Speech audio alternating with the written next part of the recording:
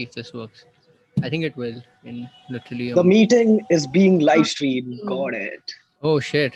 Now Okay. streaming live. The best part is there are a couple of people that have been waiting on the other. There are a The couple of people premiere. who've been waiting on that other video. Yeah.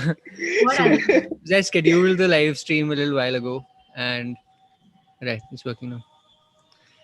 And I can't go live on it because I don't have the application. Like there's an or whatever. There's some software that Saarth knows about that you need to go use to be able to link up Zoom and like YouTube and get the scheduling thing to happen. Okay, cool. I think we're live. So this is going to be a little bit odd what we're doing now. I'm not quite sure how this will go, but a couple of years ago, Aashna introduced me to this podcast, which is quite popular now, I think, called Philosophize This by Stephen West. And I was recently listening to an episode of it, and I thought that it had a lot of relevance to our times, and it was worth just literally just playing a couple of times and for us to listen to it and see if there is a discussion that can be formed out of it. And this remains quite open to, like, the form remains open if you all feel like you all just want to like pause and talk about it midway, and like let's just like figure out, like, we just should comment on something right now, or and if that's the format that we want to utilize for this podcast or for this live stream, they can go that route, or we can, I don't know, just listen to it for 1 hour and then be like, cool, fuck it, I'm going to sleep now.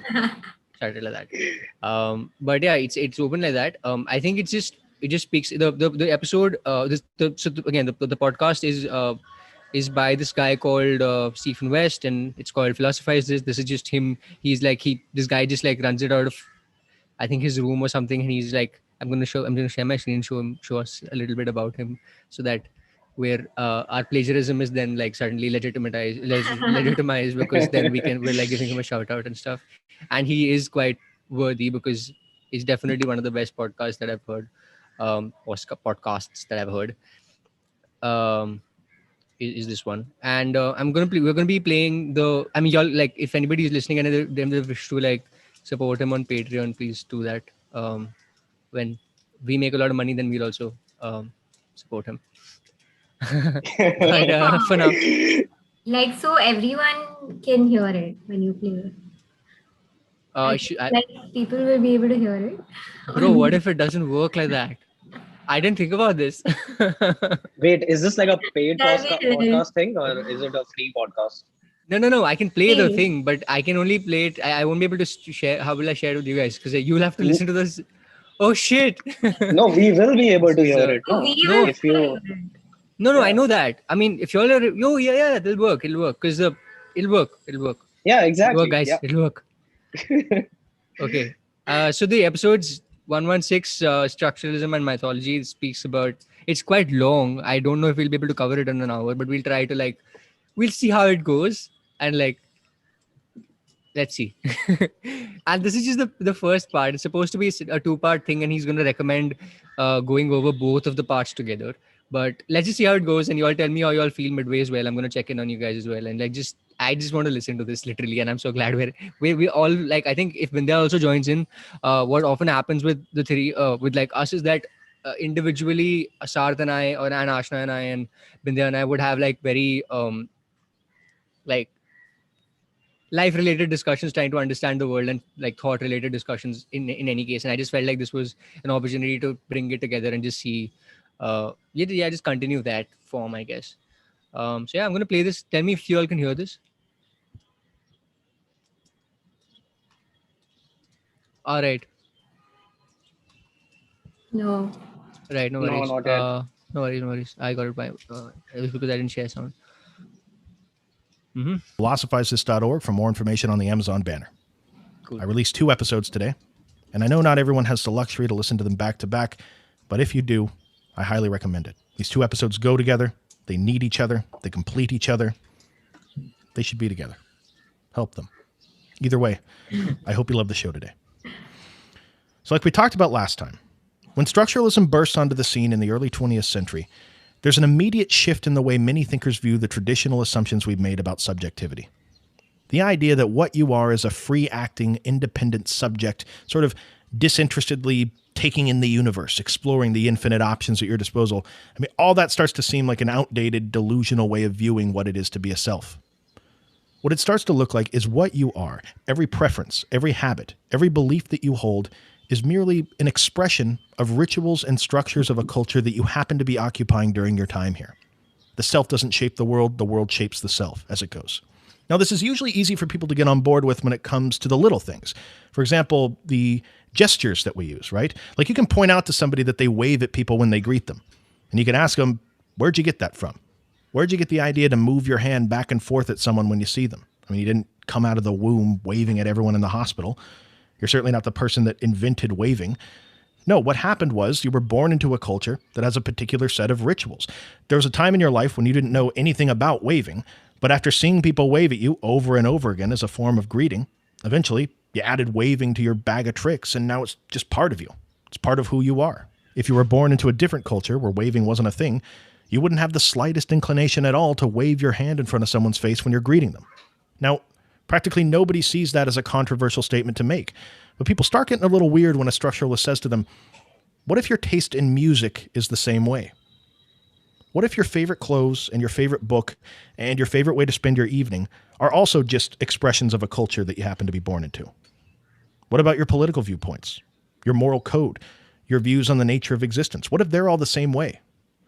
To most people, these things feel very different than the cultural custom of waving. And the idea that they just sort of pick these things up along the way, these things feel like the totality of what it is to be me. See, I've always seen myself as a blank slate that's an autonomous self. I came into this universe knowing nothing about it, and slowly but surely I'm figuring this universe out piece by piece.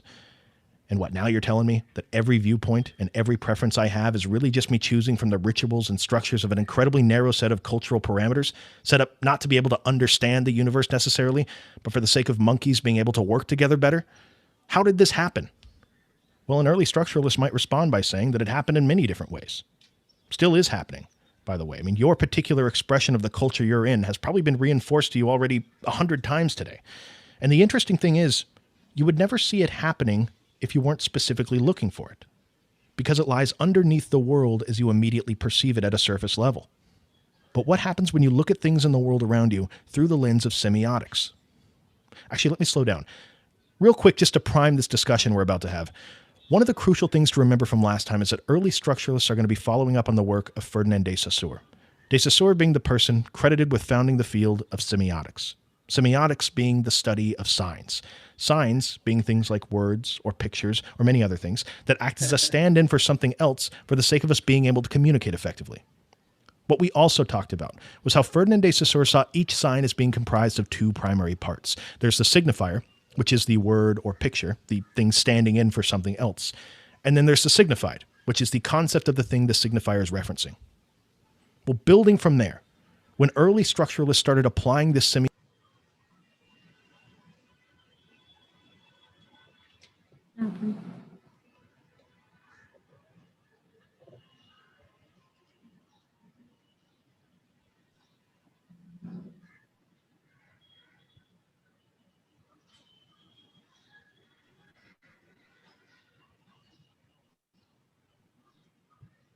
Did it pause just for me or?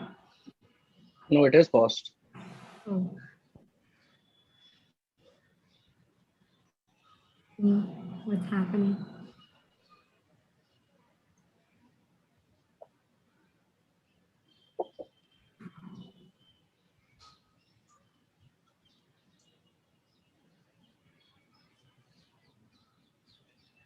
Can you hear us? Yes, I can. Why is it paused? Okay, he's doing something. approach to... Oh shit! Can you guys hear me though? Yes. No, I mean Oh now. shit! Okay, fuck. Something went off. 1 second. Sorry, guys. I can hear you. This is a really stupid thing with the new iOS where if you turn your, it switches very stupidly between your Yeah. like So whenever phone you and look your at the device, MacBook. it will So connect. I can't. It will hear a get fucking connected to thing. that device. I can't hear you. I just can't hear anybody. 1 second. Man. It's Alright, not that stupid, dude. I appreciate it actually. Alright, it's gonna work. It's gonna work. It's working. Really? Like you look Yeah, at now I can hear you. and it connects? It works now. Sorry, what? No, we were just You look roasting at you. it, right? So it connects to it. Yeah, no, it doesn't. You don't. If I just like press the lock screen, it just like connects to my iPhone. Yeah, And it because just- you look at it. Wow. No, did I say that by mistake? I didn't. Towards deconstructing signs in their respective fields of study. Because I What they literally went start like, Saarth was going like, I was like, maybe this guy's really like into this thing. He's super into the whatever the guy is listening. Because I'm unable to listen to. Yeah. Oh shit! Realize is that communication is often not as simple as there just being a single signifier attached to a single signified. It's not always as simple as our example from last time. There's the word cow, and then there's the neat four-legged bovine creature in the field. That oftentimes when we actually look at how signs are used in these complex fields of human study, a single signifier can be attached to multiple different signifieds. A single word or a single sentence may have a surface level meaning that it's trying to denote. But as it's often said, there's a big difference between denotation and connotation. That beneath a surface level reading of what a particular sign is seeming to communicate, there's often layers upon layers of different meanings. Meanings that, on one hand, allow the complexity of the universe to appear intelligible to us, but on the other hand, drastically narrow and distort the way that we see reality. Now, let's explain this further because it's this insight that early structuralists stumble upon that makes many of them become interested in specifically using this new semiotic approach towards understanding mythology at a deeper level. And here's where they're coming from. What is the extent of the meaning we can get out of a mythological work? What I mean is, you can look at mythology in a number of different ways. There's a sense in which somebody could read a story from mythology, and they could interpret that story entirely at a surface level. Take Orphism and the mythology of ancient Greece, for example. Somebody can read those stories, and it is entirely possible for them to read them in a very surface level way. And they may interpret what they read as just a fun story about a dysfunctional pantheon of gods. Almost like the story is sort of Wikipedia for these primitive people of Greece that needed some mythology like this to explain things for them. Oh, you want to know about the weather? Great. We got a story about a guy named Zeus up in the clouds. He's got a bag full of lightning bolts. Want to know about the ocean? We got Poseidon, god of the sea. Don't want to make him mad. In other words, there's a sense in which someone could read these stories and think that they're just stories or some sort of outdated fairy tale account of the way the universe is. But there's another sense in which if you were to read mythology in this way, you'd be entirely missing the point of mythology. That the true value and meaning of mythology is not in that surface level story about Zeus and Poseidon. No, there's a secondary message that's being delivered beneath the surface of the text, non-explicitly. And the onus is on the reader to interpret and understand that deeper message. Depending on the mythology you're reading, this could be anything. It could be the origins of a particular group of people, the values of the culture in which the story is being written. Take the story of Noah's Ark, for example. Somebody could read that story and interpret it entirely at a surface level. There's a story about a guy named Noah. God decides he's going to shake the Etch-a-Sketch and start all over, and Noah needs to build an ark. But another way of looking at that story is that the primary meaning for someone to take away from it is not in that denotation. It's in the secondary story beneath the text. Or in the language of semiotics, there's another layer of meaning that lies in an entirely different set of signifieds that connect to the original signifiers, and that this is not merely a story about some guy named Noah and an ark.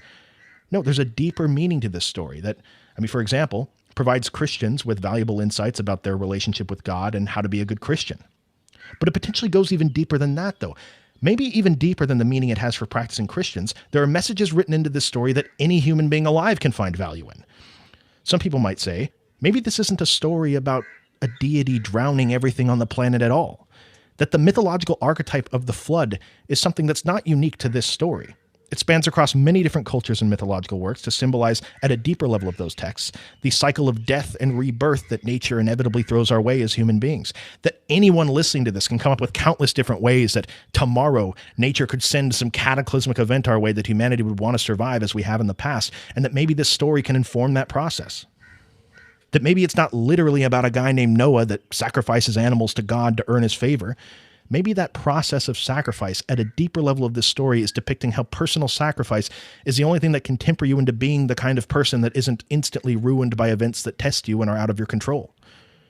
Maybe it's not about building a boat. Maybe building the boat is just a metaphor for building the means by which you're going to survive this cataclysmic event before it actually happens. Now, even if this is a horrible take on Noah's Ark, you can understand the point here. Oftentimes within mythology, there are multiple signifieds attached to the original signifiers. There are the actual words that tell a very surface level story, but to only read it at that level would be missing out on a lot of the intended meaning of the work that lies, in a sense, beneath the surface level text. Now, this is an extremely obvious point to people when it comes to mythology and things that are clearly written with a deeper meaning in mind. But the really important thing that many structuralists would say we should all remember here is consider the possibility that you can go every single day of your life reading mythology just at that very surface level, never realizing all the other layers there are. The reason this is so important to us in particular is because there's this very modern idea that's pretty popular, that as a species, when it comes to mythology, we're pretty much past all that.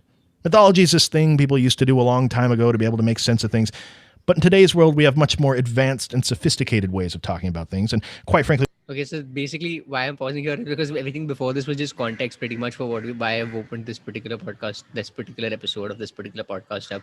Is the rest is fine. Like, I mean, I get it. Everything, everybody understands what he's talking about here. But like, where I think when he speaks about, when he starts speaking deeply about how mythology relates to our current world, is when things get interesting.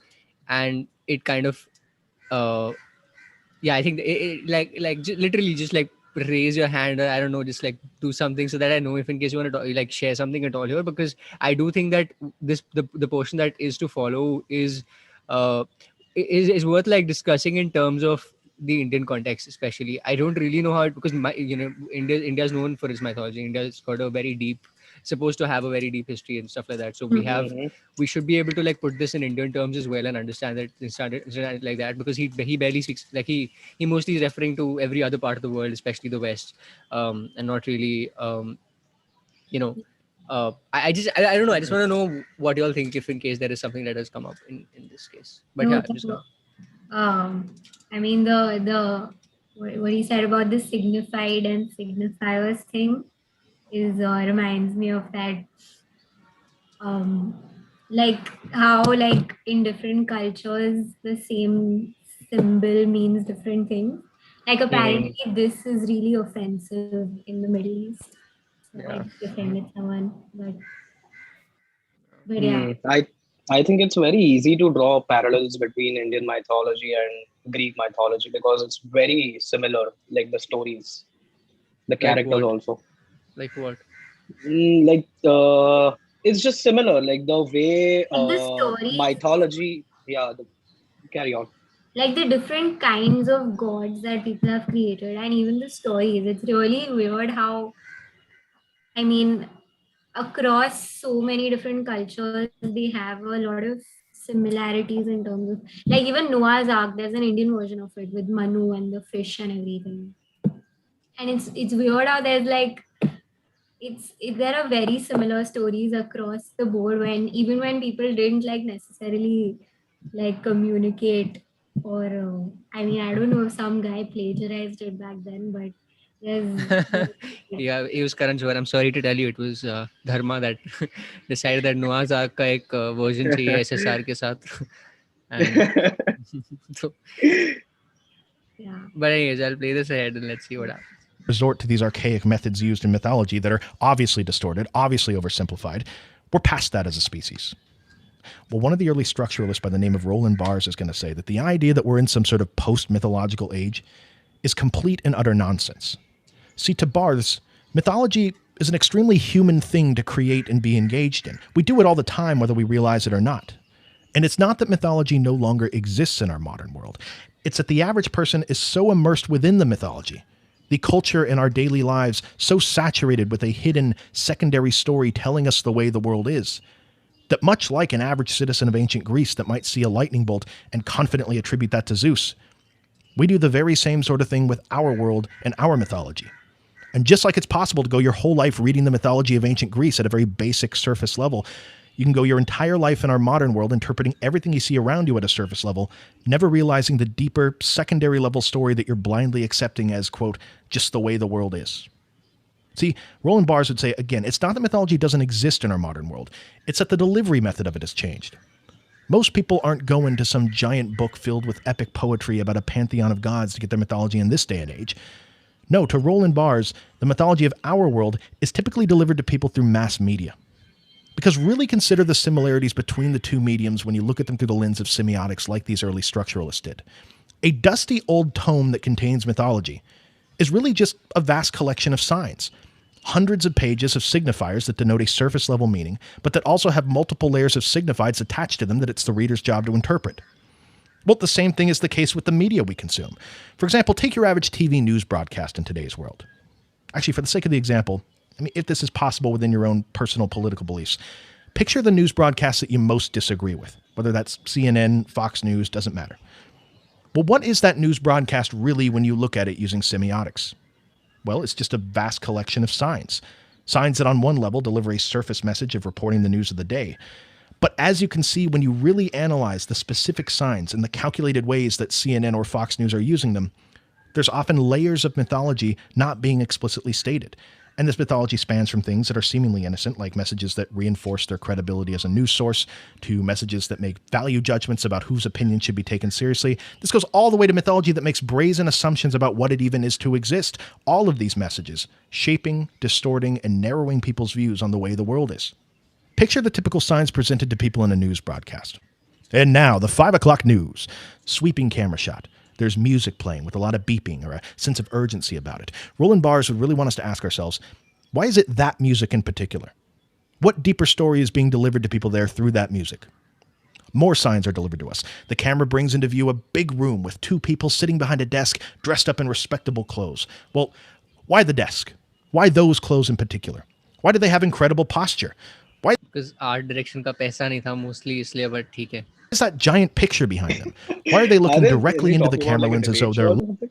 I'm sorry. Is he talking about like a debate show? Two people are sitting, giving their opinions on stuff. Yeah, no, but like the idea of like how this specific, like this format comes into the picture, and we recognize that news shows are exactly like this, and why it is defined to be like this. Why are these are the parameters for I mean, yeah, like they're basically that, like you don't think about why it exists like that, like in that exact format, because they're trying to tell you that this is not staged and this is the truth, but actually it's still staged when they're or telling rather, you. I don't know if they're trying to say that. I feel like they're trying to tell you that this is. I think it's basically trying to take somebody seriously. That's the kind of person that you Yeah. believe you will take seriously. And when they Yeah. speak, you can't really comment. It's not a discussion that they're having. They're on the inner side of the desk and are referring to you and speaking to you and telling you this is gonna happen. Go fuck So yourself. I mean, in like the that, eye when they give you the that news. No, go ahead, man. like that format is now like somebody sitting on a table with a very very simple backdrop, and John Oliver, look. yeah, that is Yeah. associated with like the truth now, right? If it's as in, Was, I guess, yeah, for like 5 years Mm. ago or 10 years ago, yeah. yeah. But Yeah. I mean, still, I think we'll be able to draw like the current context also through the same way, in the same way. Like we've, Mm. yeah. Let's see. Why do they talk in a very specific articulation and diction that's the way somebody talks to you when they deliver to you the news? See, everything about the 5 o'clock news that's being presented to you is a vast collection of signs. And just like classic mythology, this combination of signs can be taken at a surface level and just glossed over. But to look at the news in that way would be missing out on a lot of deeper stories that are being told to viewers non-explicitly. Roland Barthes would say that peppered throughout this entire broadcast is a mythology that's being communicated to you, that what these people on the television screen are telling you is total, unmediated reality. Barthes would want to break it down even further, though, even down to details that may seem completely insignificant at a surface level. For example, what's with all the scrolling text? I mean, really, why is scrolling text so popular on programs that deliver the news? Is it just a really efficient way of delivering a message to people? Or does the scrolling of that text add a little something to the way we perceive the information? For example, does the scrolling text make it look more like an official bulletin that we should all pay attention to? Does it add to the viewer a feeling that this information's hot off the press because, look, it just came into existence on the left side of my screen a few seconds ago, and I better read it fast because it's not going to be around for long?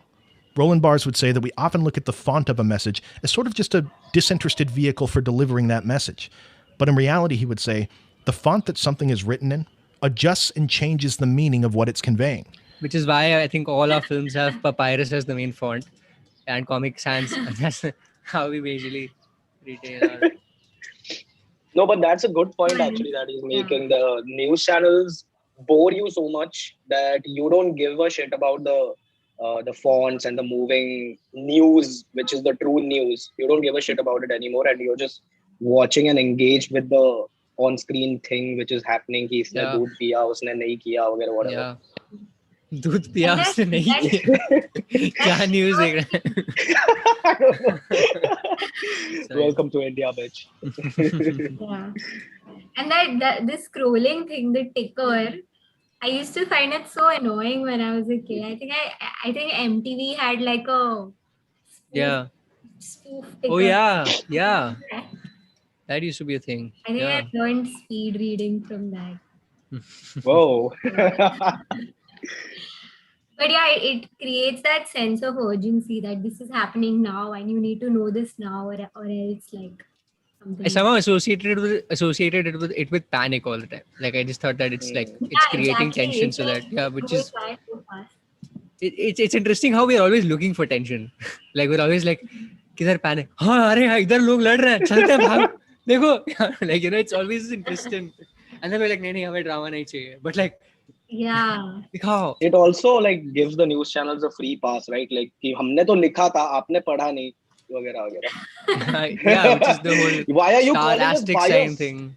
Yeah. Why are you calling us biased? हमने तो दिया है, हर जगह से दिया था. हमने बस एक point TV पे दिखाया and बाकी सारे points नीचे से निकाल दिए. Yeah.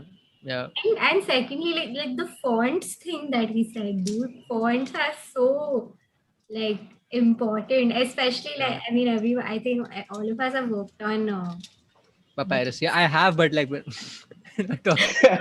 can we stop referring to papyrus?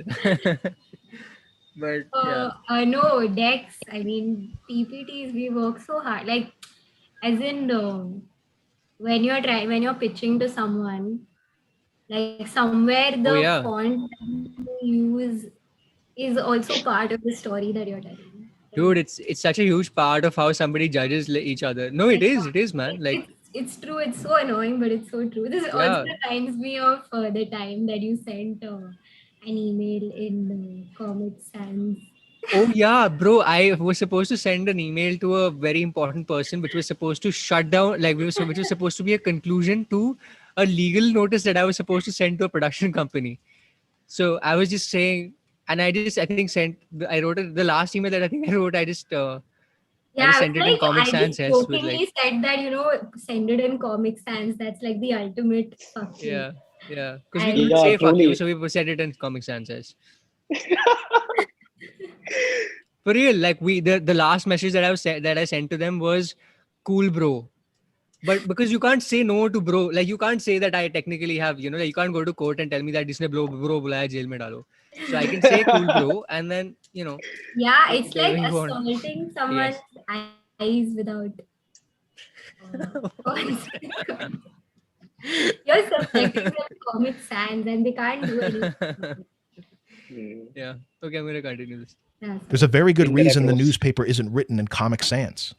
And understanding why that is, understanding the deeper mythology that's brought to bear, even when it comes to something as seemingly insignificant as a font that's being used, can help us understand the goal of Roland Barthes during this portion of his career when he's analyzing mass media. That is, to demystify culture for the average viewer. We have been collectively mystified by this mythology that exists in media. And it's mystified us by doing what Barthes says it's so effective at doing. Mythology transforms history into nature. And what he means by that is, look, Barthes is an anti-essentialist. To him, there's no such thing as some essential way the world is that we're accessing through media, or at least no validity when people say essentialist things like, that's just the way people are, or that's just the way Americans are, or any number of countless examples you could bring up. What mythology does so well is turn history into nature. It takes these cultural constructions, like, for example, the idea of how Americans are, a construction that is ultimately arbitrary and completely contingent upon history. And mythology gets people to look at that construction as though it's a fixed, unchanging part of nature, as though the way you look at the world and make sense of it is just the way the world is. Because here's the thing, back to CNN and Fox News for a second. Barthes would say there's a lot of people out there that are really good at spotting the mythology of people they disagree with. But when you ask them about their own worldview, oh, well, the way I look at things is just the way the world is. It goes without saying. Barr says it's right there that you're always going to find mythology. Whenever someone says something like, it goes without saying, or it's just the way the world is, that's always an area someone's loaded up with mythological baggage that they don't realize they're carrying around with them. And this is like pretty much the prime, like should be the name of the episode for me, because it's literally my mythological baggage that I wanted to, like, we wanted to speak about here. That's the main topic for discussion. This is the crucial point to understand about this mythology. The goal is not to do away with mythology or to become a person that sees the world in a way devoid of mythology. No, to many structuralists, you can't escape mythology. To have an understanding of this universe at all is to have a mythology that you subscribe to that gives you, yes, a narrow, but at least comprehensible picture that if you never thought about it, may just seem to you like the way the world is. The goal isn't to get rid of the mythology, but to demystify your own personal mythology so that you can see it for what it actually is. Now, what he also wants people to realize through this is that when you look at mass media through the lens of semiotics, what becomes immediately obvious to you is how quickly we move, as he says, from semiology to ideology. Semiology is the original name Ferdinand de Saussure wanted to use, but it's more commonly known today as semiotics. What Bars is saying is that when you use semiotics to uncover these second and third level meanings hidden in media, what you find is almost always mythology that promotes a particular political ideology. And by political ideology, he's not just talking about liberal versus conservative. His scope's much broader. By political, he means any message that aims to change something about the world in some way. So this is not just CNN or Fox News doing this stuff, but advertisements, books, YouTube channels, podcasts, practically every input we receive from the media landscape. To Bars, the entire world around you is a mythological work that needs to be interpreted. And when you can spot the mythology that underlies even the most seemingly innocent things in media, you can start to see all the assumptions we bring to the table that have massive effects on the way the average person thinks, behaves, votes, the way they structure their viewpoint of reality. Now, I want to repeat this because I want to make sure this is entirely clear. What Bars is not doing here is telling people, hey, when you're watching TV, if you pay close attention, you can spot people on the news that'll tell you things that are politically biased. Be careful for that mythology they're going to throw your way. No, he's actually saying something much more fundamental and extraordinary than that. What he's saying is, when you use semiotics to look at this mythology hidden within media, if you dig deep enough, this mythology is an entry point towards exhuming the deep-rooted underlying structures that make up our culture, the structures that allow our culture to function at all. Let me say that another way. What Bars is uncovering here is the very structure of our culture and what makes it work. He's uncovering the oversimplified stories we tell ourselves every day that act as the fabric that holds society together. Remember last episode when we were talking about how language and words only work when they're arranged in a very specific structure? Well, many structuralists believe that culture worked the same way, that as human beings, we formulate cultures using the exact same patterns we use to formulate languages, that like every language, every culture has a complex arrangement of social structures that allow society to function. Barthes, by using semiotics to dissect the media we consume and get to the mythology that's being implied but not said, what he's actually uncovering there are the various structures of culture that most people never notice are there. Barthes would say the same way you can easily talk to people all day long and make sentences, and you don't necessarily need to understand semiotics or the complexities of grammar to be able to do that, you can be engaged in this mythology with every viewpoint that you have, and you can be completely unaware of the narrow cultural structures that lie underneath the stuff that you're watching. This is what Barthes means when he says he wants to demystify culture for people. He wants to show people culture for what it truly is. So let's talk about several examples that Barthes gives. Now, we can immediately dive into the obviously coercive mythology, but I think one of the best places to start, just because it's such a normal, everyday part of the way we navigate existence, is to talk about the mythology that pervades the way that the average person looks at soap. Yes, that's right. Soaps and detergents. Bear with me for this example. I promise it's going to make sense. Here's where he's coming from. When you look at the denotation of soap, what is it really?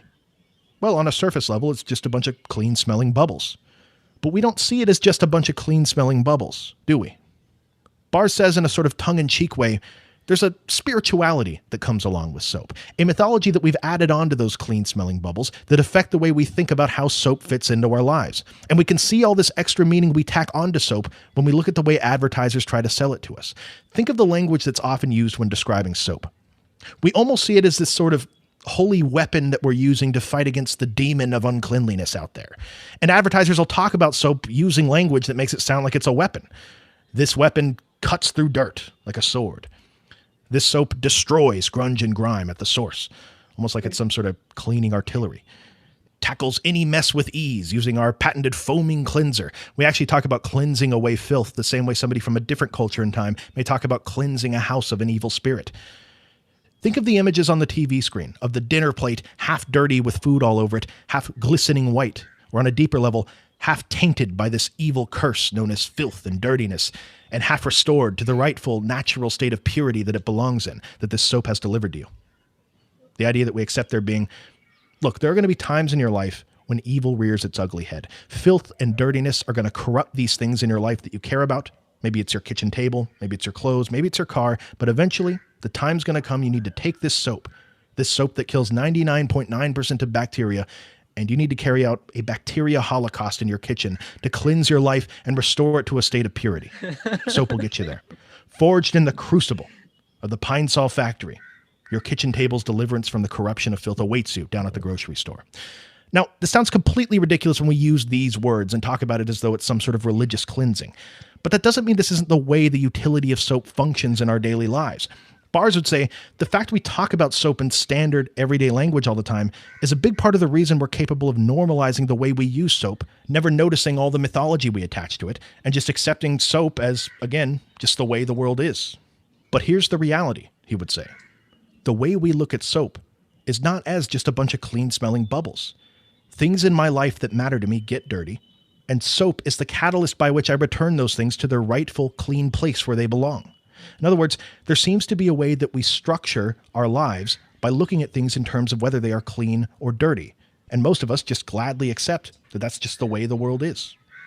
Remember that structure for next episode. But the point here is not to criticize soap or the people who use soap. The point is to show people how even with something as simple as soap, there's this entirely different level of signifieds, a deeper level of meaning that we attach to clean-smelling bubbles that certainly helps us navigate our lives, but that meaning doesn't say anything necessarily true about those bubbles objectively. Now, some of you out there might be saying, okay, who cares? It's soap. And I get it, it is just soap. The stakes aren't exactly life-threatening here, but they're not supposed to be. That's the whole strategy. Talking about something as benign and politically uncharged as soap is Bars using an extremely obvious, uncontroversial example just to illustrate to anyone that this mythology exists. So now that we know it does exist, let's talk about examples of how this mythology can be either enormously helpful or horribly damaging to people, sometimes simultaneously. Probably the most famous example Bars has is when he uses semiotics to analyze professional wrestling. Now, by professional wrestling, he's not talking about Greco-Roman wrestling or Olympic wrestling. He's talking about stuff like the WWE. Big dudes in Speedos beating each other with chairs, screaming at each other, pretending to writhe in pain on the ground. The outcome's planned before the start of the match. Somebody could look at professional wrestling and ask the question, unless if you're into this stuff, who outside of a 7-year-old kid could possibly get any value out of this? But Bars would say if that's really the way you're looking at wrestling, you're entirely missing the point of wrestling. Once again, let's all notice the pattern that's emerging here. The people that look at the media landscape, and for that matter, the world around them at an entirely basic surface level, are always going to be missing out on a lot of deeper meaning that's not obvious. Looking at wrestling this way is the equivalent of reading Greek mythology and just thinking it's a story about Zeus and Poseidon. The true meaning people are connecting with when they're watching professional wrestling has nothing to do with the surface level of guys beating each other with chairs. The mistake someone's making if they see it that way is that they're looking at wrestling as though the point of wrestling is for there to actually be a competition, when in reality, wrestling is a spectacle that's goal is to deliver very specific messages to people about morality. To show why this is the case, he compares boxing and wrestling.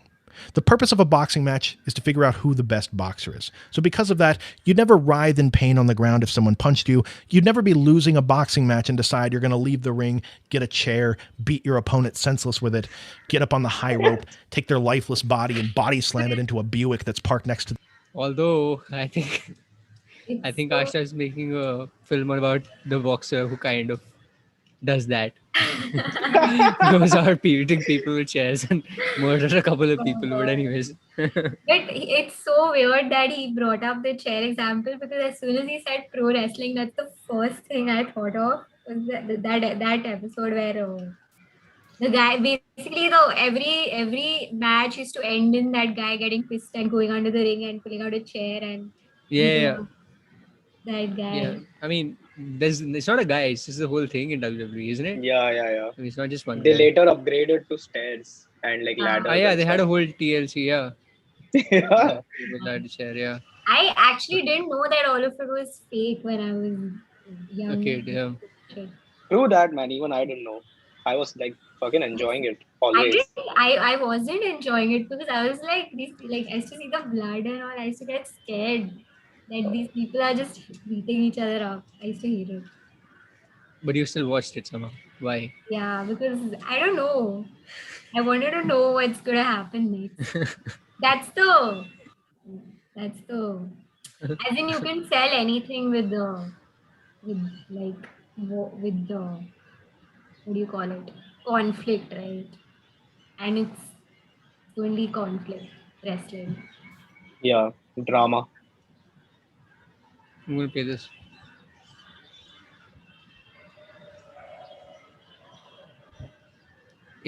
What? Why is it not playing anymore? You have to do that whole setting thing, right? Or maybe you No, look man. the It's just game. not playing. Like it's literally not playing this thing. Uh, Just go 10 seconds back. Hmm. doing this. It's just deciding that हो गया. इतना ही था. बाकी बाकी समझ Now low. derive your own. Yeah. Meanings out of this. Yeah. Just to illustrate to anyone that this mythology Sorry, exists. what number? What seconds? Do you remember the thing? 20 to 56 or something, no? So now that we know it does exist, 20. let's talk about examples of how this mythology can be either enormously helpful or horribly damaging to people, sometimes simultaneously. Probably the most famous example Bars has is when he uses semiotics to analyze professional wrestling. Now, by professional wrestling, he's not talking about Greco-Roman wrestling or Olympic wrestling. A landscape, and for that matter, the world around them at an entirely basic surface level, are always going to be missing out on a lot of deeper meaning that's not obvious. Looking at wrestling this way is the equivalent of reading Greek mythology and just thinking it's a story about Zeus and Poseidon. The true meaning people are connecting with when they're watching professional wrestling has nothing to do with the surface level of guys beating each other with chairs. The mistake someone's making if they see it that way is that they're looking at wrestling as though the point of wrestling is for there to actually be a competition, when in reality, wrestling is a spectacle that's goal is to deliver very specific messages to people about morality. To show why this is the case, he compares boxing and wrestling. The bad guy is. I mean, really, the only reason the rules even exist is to inspire outrage in the crowd when they're broken. Wrestling is not a sport in this way, it's a drama. The wrestlers are all characters. Huge people, cartoonishly huge at times. Characters thrown into playing moral roles that deliver a wide variety of messages to people, one of the major recurring ones being that justice is still being delivered in the world. The bad guy may win. He may get away with what he's doing 5 times, 10 times. But there's always going to be that day when the bad guy gets his comeuppance. Bars would say that a big part of what people are communicating with is the fact that, yes, bad people do exist out there, but here's proof in some way that law and order and justice are still being delivered in this crazy world. Now, this function within culture has been served by many other things all throughout history. Public executions. Did the human beings of the past hang people and chop off their heads in the public square because people are sadistic and just really like watching people die? Or does the cultural ritual of justice being carried out in public on criminals help keep people voluntarily participating in this chaotic game that involves us banding together for mutual benefit? So in that sense, this mythology delivered to people by professional wrestling is part of the very fabric that holds culture together. You could say, if you're foreshadowing the next episode, that it's a very small part of a much larger structure that holds society together. Bards likes wrestling in particular because, I mean, yes, it's fake. Yes, it's delivering mythology to people, but at least it doesn't masquerade around and pretend like it's anything other than that, like so many other programs out there do. Now, at first glance, it seems great that something as simple as professional wrestling is delivering messages to people that help hold society together. That definitely seems like a good thing. But Bards would strongly suggest that we take a second to think about the potential downsides of something like that. Think about it. Hypothetically, you can use media to deliver to people a message that helps hold society together, much to the detriment of society. Bards would say, picture somebody in a place of enormous political power, some politician. Maybe they have a friend that owns a media company too. How easy would it be for that person to create a show that delivers to people this message that law and order and justice are being carried? Sorry, guys, I'm going to pause this because I want to play a little bit of. I realized there are two anecdotes that he shared that are in the second part that I want to play. That I had assumed it was in the first part. Is it all right if I just glimpse at that and like play that section? Yeah. Mm-hmm. Sure, Yeah. go for it. Didn't Okay. complete also true. मतलब he just talks about ये दुनिया बहुत खराब हो सकती है for like the next 15 seconds. But in the world around them, just as a cover so that the politician and their friends at the top levels of government can rake the citizenry over the coals, rob them blind, destroy the country, and never have to face any sort of meaningful outrage from people because most of the population have been sold this marketing campaign that they're living in a just country. What if in reality, the purpose of public executions was to terrify anyone into submission who might otherwise dare to rebel against the status quo? When you're clever enough to deliver to people a mythology that gets people to confidently say something as reductionist as, that's just the way the world is and it goes without saying, imagine the conditions you could get them to live in. We'll continue this discussion next episode. I highly recommend you listen to it now. These two go together. Thank you for listening. I'll talk to you next time. I didn't Hello, get what he meant by that. Like, by what? if by the public execution thing, like, is it like what was he trying to get at with that? I think he was trying to draw a relationship between draw a line between that and wrestling, and speak about how they're delivering the same narrative, trying to involve the public in the idea of how the world can feel like they draw a picture of the world having a lot of evil in it as well. I mean, whatever, like this thing that he's talking about.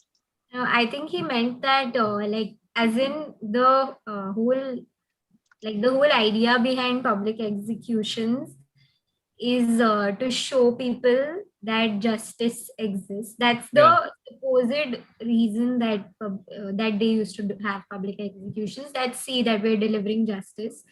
But the actual reason behind it was that so that people get scared into submission, that this could be us, and Yeah, so but fear, instilling fear in them for a crime that they did, like, so isn't it justified? Like, no, the idea is to be able to depict that देखो अगर तुम कुछ खराब करोगे तो ऐसा होगा तुम्हारे साथ. But this is also a celebratory thing, because celebratory नहीं मतलब people do gather in the public to watch a thing happen to somebody else.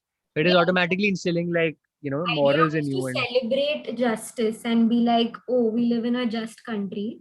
But from if you look at it from the ruler's point of view, he's basically asserting his power that I can do this to you. Right. Sure, that's one perspective. I don't know if that's important, because that's again a part of like fair. It's not about I just think that like that's just a very subjective and antagonized way of looking at it. I'm trying to just draw an overall perspective on I think the main part here is how we believe that to me at least is that how try and derive like try and understand what today's mythology is. And that's all, literally, like just that, and how it actually helps us understand human beings in general and understand ourselves in general and understand how to behave with others as well to some extent. But no, of course, sure, like that would be, what a ruler was thinking it could also be a norm, right? Like, I don't think NDTV is every day getting up and thinking that we're going to scare the shit out of people, but they do scare the shit out of people. Because that's just the way the things are, right? So we just know that news channels are have a lot of negative, I don't know, stuff to say, and you don't really go in expecting them to like be sucking on lollipop and saying, hey, good news today. Kya suhana mausam hai aaj. What a vibe, man. Oh man, yeah. So coming on NDTV and saying just one day, what a vibe, man. Oh yeah, man. What a vibe. Wow. But I feel like they do know also. It's not, maybe that's not the intention to scare people, but as in it's also building or I don't know, I think then it'll be a deeper study in trying to understand what that time specifically was, because again, like NDTV is not going there thinking that but वो लोग इसलिए कर रहे हैं because दूसरे channel कर रहे हैं उनको TRP मतलब this idea of how again what the world is like, that's how we are functioning. There is a certain format and a norm set, and then you kind of deliver to the norm either or you set a new norm, like when like Arnab moves from there to like Republic or whatever, like completely changes the tone of things, and like then a revolution is created, and then like Trump comes in, and then whatever, every country has a president and prime minister in the world that has a similar tonality to Trump, and then the world becomes a similar kind of, has like a palette of the sameness happening, and then everybody goes crazy and then goes to therapy. Anyways, let's move on. I see a pattern there. Sorry, you were I want to talk about just like the yeah. as in what you said about what, as in like what NDTV presents to you is what they believe the truth is, right? And I mean, what Arnab or what like in this context of Fox News is telling you is what they believe the truth is. So Yeah. if you look at it like that, it's kind of also like a glass half full, and like ideologies could also be just like a glass half full and half empty situation.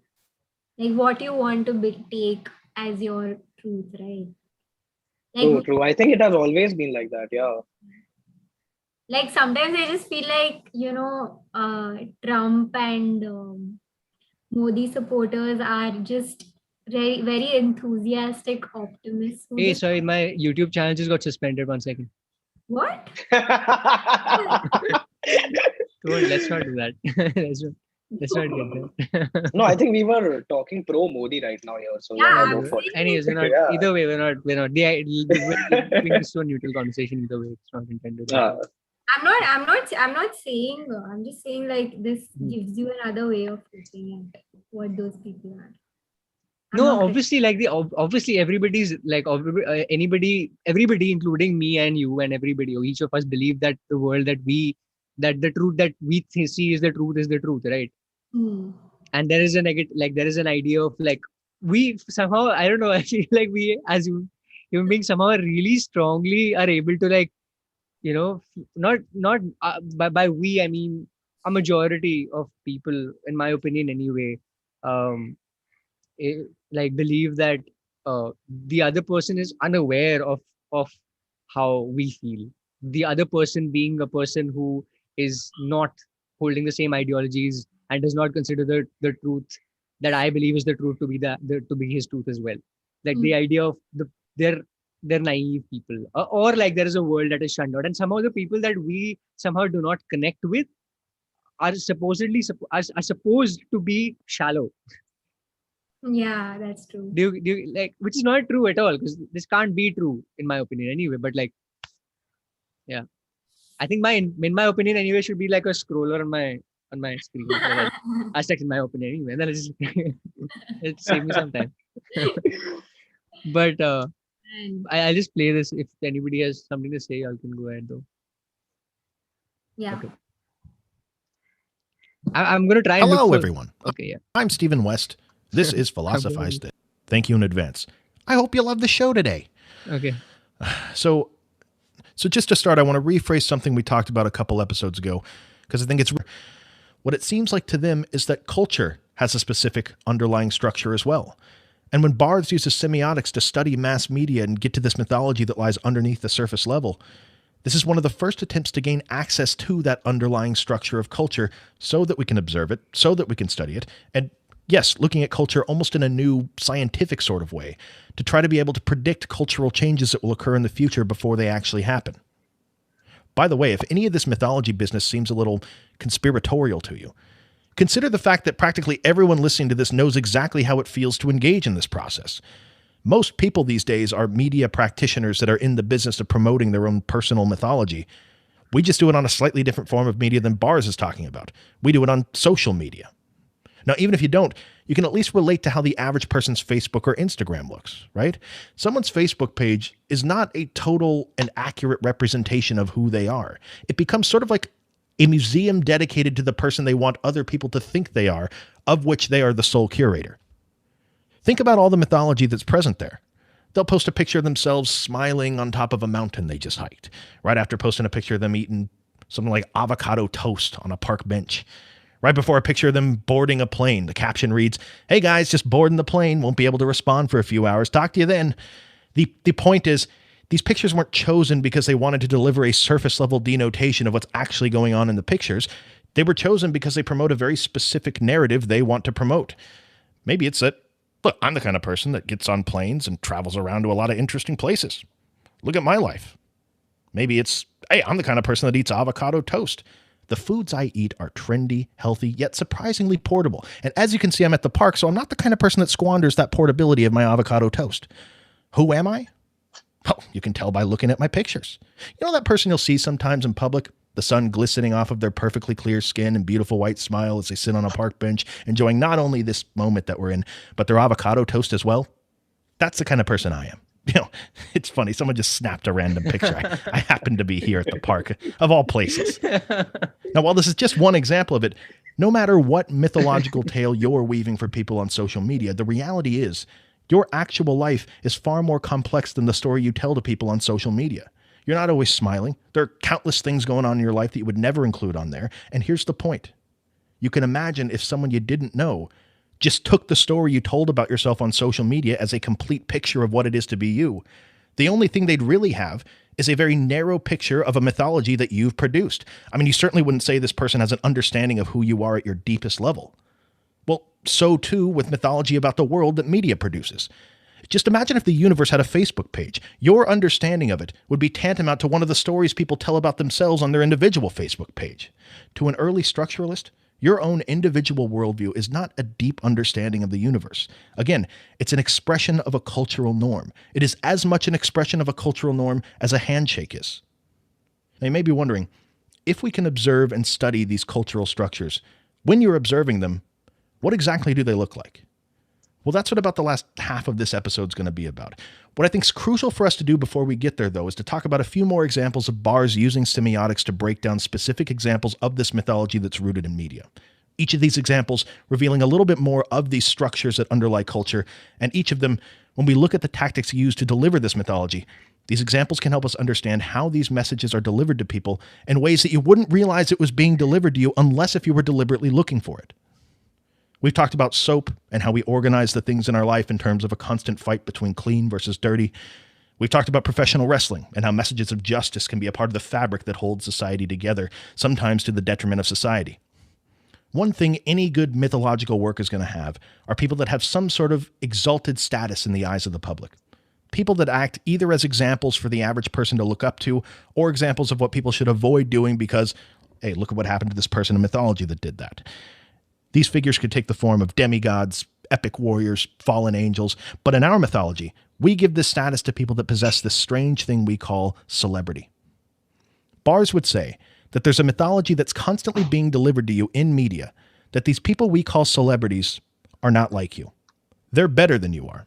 And this message often leads people when navigating their personal life to exalt some celebrity onto a pedestal and then look up to them as an example to emulate, oftentimes leading the average person to have extreme reverence for their opinions on things that most of the time the celebrity is really completely unqualified to talk about in the first place. But nonetheless, there's this undeniable feeling that this person's just different from you. They're better than you are. We have to listen to them.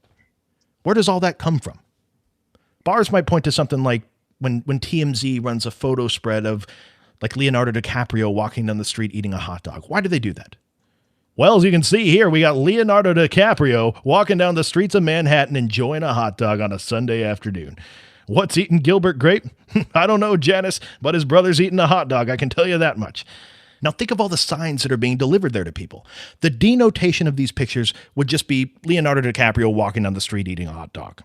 The connotation somebody might take away from that could be, hey, look, Leonardo DiCaprio's just a regular guy like me. Look, he's wearing a Dodgers hat. I too wear a Dodgers hat. I too have found myself on occasion walking down the street eating a hot dog. That's so cool. He's just a regular guy. But Bars would say the mythology, the story that's being told to people at a deeper level there, is that it is a newsworthy event when Leonardo DiCaprio decides to walk down the street eating a hot dog. The very fact that the news of the day for you is that Leo's eating a hot dog like a normal person deifies him and draws attention to the fact that he's not just a normal person. This is an interesting type of this mythology, and it's a good example of how flexible and hard to spot it can be if you aren't specifically looking for it. A collection of signs can seem to be delivering one message on the surface, when the mythology connected to those signs is actually implying the exact opposite of that message. Now, this type of mythology affects things far more influential on people's lives than Leo and a hot dog. One example of when this type of mythology is often used is when people are running for president. Because think of all the pageantry that surrounds a presidential election cycle, with the sole purpose to simultaneously deliver to people the message that this person running for president is just like you, but they're also nothing like you at all. The candidate makes sure they know exactly which crowd they're speaking to so that they can dress like you. They'll play up connections they have to your career or to your geographic area, so it's like you both come from the same place. They'll look you in the eye and they'll tell you that your family matters to them and that you two are the same kind of people because you share a common vision for the direction the country should be headed in. But there's also a sense in which this whole display that's taking place, them standing at a podium speaking to a crowd in a very artificial voice, people waving signs with their name in big, bold letters, they say things in a way that slows down at the end and accentuates so that they can get applause. There's a sense in which they want you to feel like this person is nothing like you, that this isn't just some ordinary person in front of you. This person is better than you. This person is presidential, whatever that means. In other words, this is somebody to be exalted within our culture and looked up to many early structuralists. Yeah, this thing, by the way, I've heard this episode 2-3 times. I've always like stopped the video because I've been like, कुछ तो गड़बड़ audio में, मेरा iPhone खराब हो गया है, मेरा नहीं, it's just a bad recording. But having figures within society that we exalt in this way is part of the recipe for the way we structure culture that makes it work. Now, Bars is doing his work and anyways, no, these are like two super like interesting, like important, I felt, things to speak about, mostly because they're all around us every day. Pretty much we speak about celebrities in an involuntary fashion. We're always around them. It's just how the world is, again, where we're speaking about mythology and we're talking about how mythology is not something that we like as a as modernists or whatever, like in the more postmodern era or whatever, we don't really look into as much of it, and it's behind us, etc. But we're very much a part of a mythology which makes absolutely no sense. We don't know why we like to follow celebrities. We don't know why they're supposed to be prime. We don't know why they are better than us or supposed to be better than us, but they are apparently in our heads involuntarily present. And even if we don't like it like that or whatever, even if we try to defy it, it is a very present state of like the world. It's not, it's just how the way things are. And yeah, I think like say, I mean, I guess like the idea of like presidency, and I think the politics in general for me is like just usually a very pointless trigger because it just makes no sense in general. Like it's such a difficult conversation to have because if not Modi, then who? But anyways, where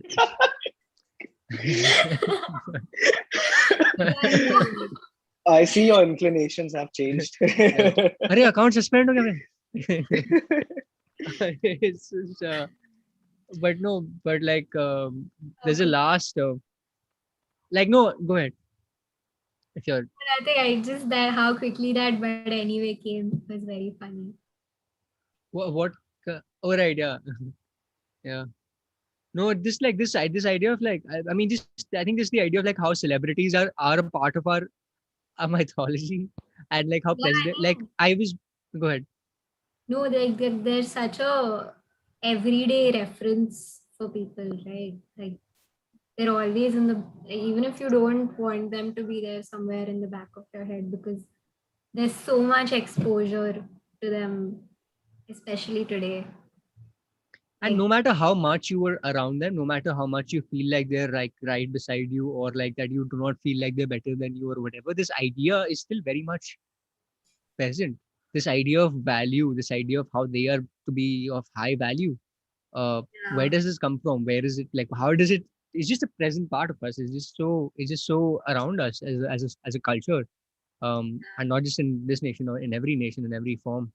And I feel like it is, I do feel like it is getting demystified by the day. I mean, the idea of like, I mean, like, I think this is something that Saarth and I also, I think all of us really speak about a lot, is that the idea of like Shah Rukh Khan will never exist again, and Amitabh Bachchan will really never exist again, because the amount of heroic like feelings that we had towards these people, the idea of how much we like we looked up to these people as heroes. Like currently the boys is like the show is speaking a lot about how was speaking a lot about how, how we look up at heroes, and it does have a sort of a, to me, a very disgusting way of like depicting how bad capitalism is, and how not bad, but like just putting it up out in the forefront and saying this is what reality is. It's gruesome and everybody's evil, and I don't really enjoy that too much. But it is like, if it is somebody's reality, it is somebody's reality, I guess.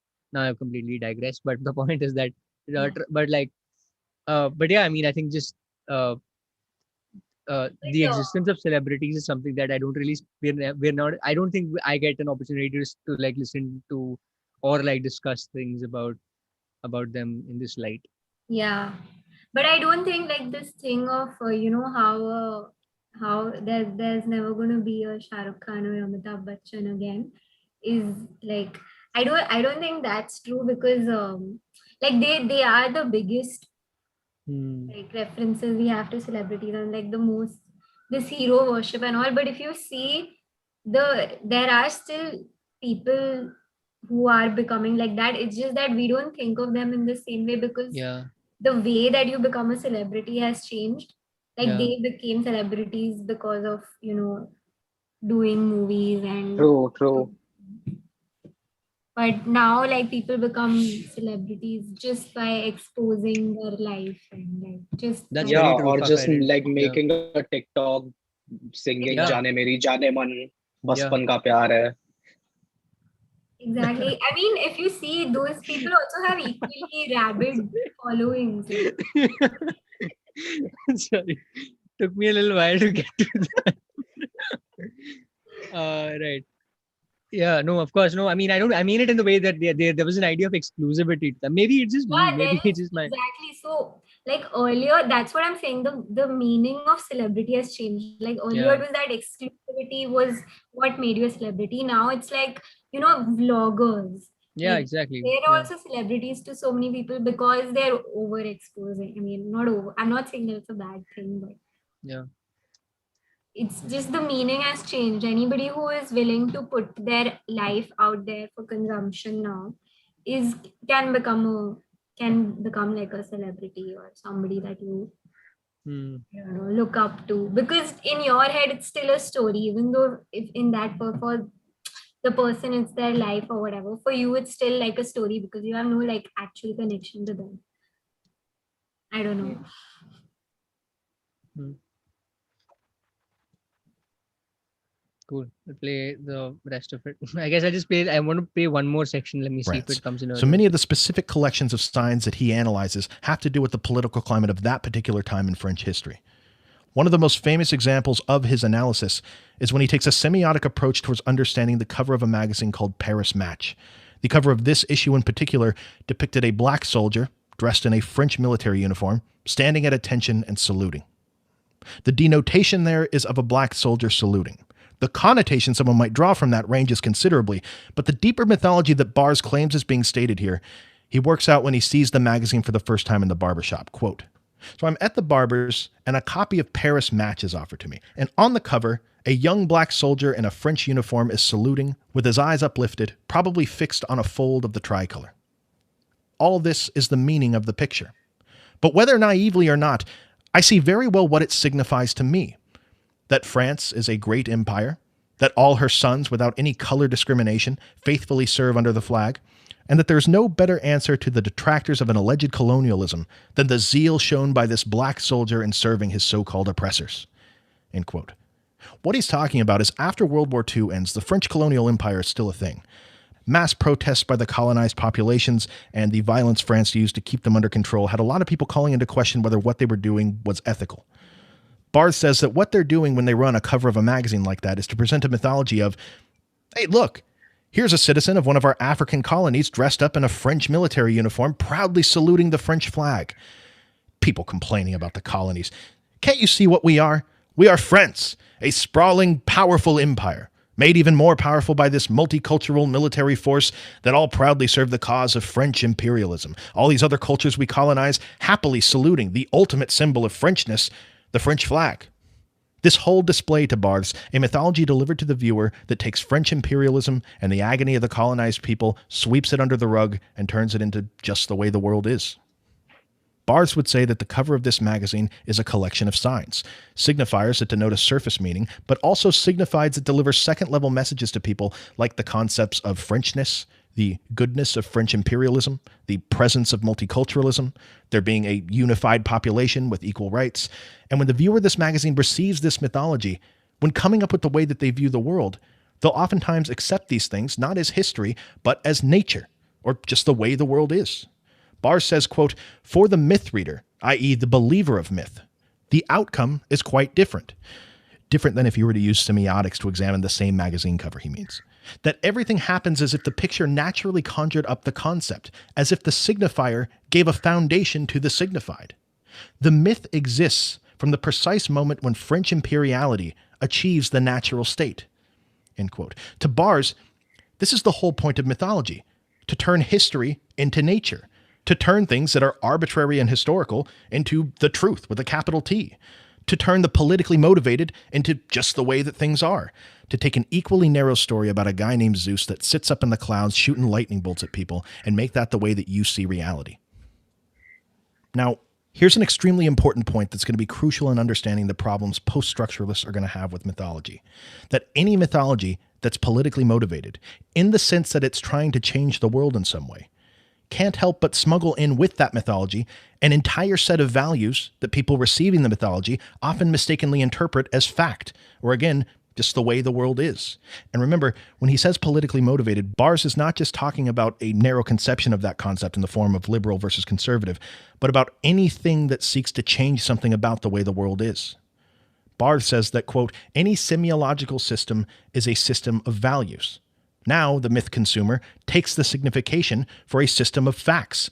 Myth is read as a factual system, whereas it is a social equalizer. No matter what economic class you're from, we're all friends when we're drinking. Okay, this is very important. This is the part. This is okay. Yeah. Sorry? Mythology can get... No, just this part was like something that I did want to play.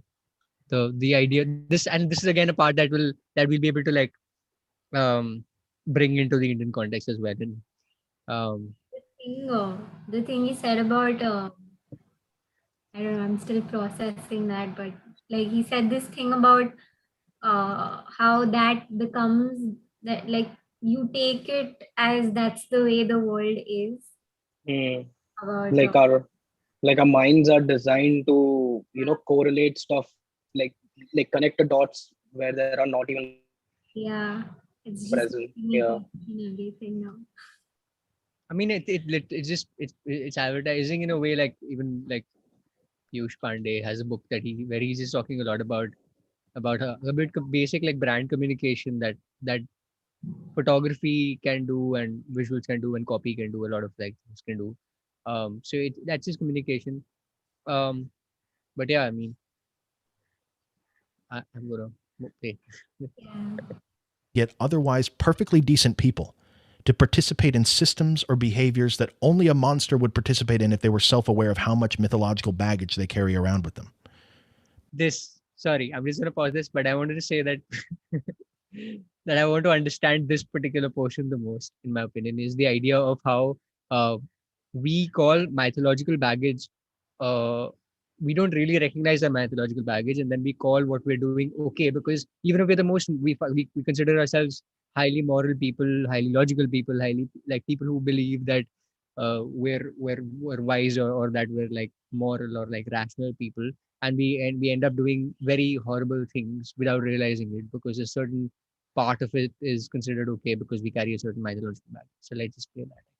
Building on the example of French colonialism, Bars might talk about the mythology connected to wine in French culture during his time.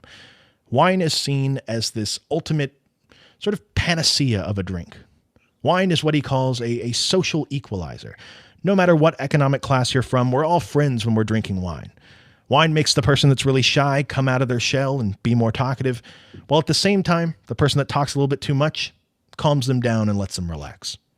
When it's wintertime, wine is seen as the thing that you drink and it warms you up. During the summer, wine is associated with sitting in the shade and sipping a nice cold glass. There's not much talk about the negative effects of wine, like how many people it kills each year. Saarth is just going, nahin, main to beer pe, nahin.